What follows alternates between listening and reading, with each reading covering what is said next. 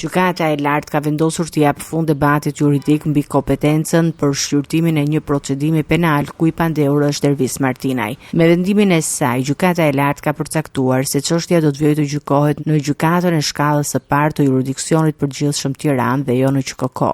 Sipas dosjes, Martinaj akuzohet për vepra penale të armbajtjes pa leje dhe mbajtjes pa të drejtë të uniformës, ndërsa Armand Merlika, Ergys Merlika dhe Dea Pistolia përballen me akuzën e moskallëzimit të krimit. Një element i rëndësishëm i hetimit është ekspertiza biologjike e ADN-s, e cila sipas autoriteteve ka treguar përputhje mes materialit gjenetik të gjetur në sëndet e sekuestruara në ambientet e një hoteli dhe profilit gjenetik të Martinajt. Ky i fundit rezultoni i zhdukur që prej muajit gusht të vitit 2022 dhe fati i tij vijon të mbetet i paqartë. Më herët prokuroria dhe gjykata e jurisdiksionit përgjithshëm kanë argumentuar se procedimi kishte lidhje me hetime të zhvilluara nga SPAK për vepra të dyshuara në kuadër të një grupi të strukturuar kriminal dhe për këtë arsye dosja duhet kalonte në kompetencë të GKK-s. Megjithatë, SPAK ka kundërshtuar këtë vlerësim duke argumentuar se akuzat konkrete të ngritura në këtë procedim nuk lidhen me veprat penale që trajtohen nga gjykata e posaçme. Në këto kushte, gjykata e lartë vendosi që shqyrtimi i çështjes të mbetet në jurisdiksionin e zakonshëm.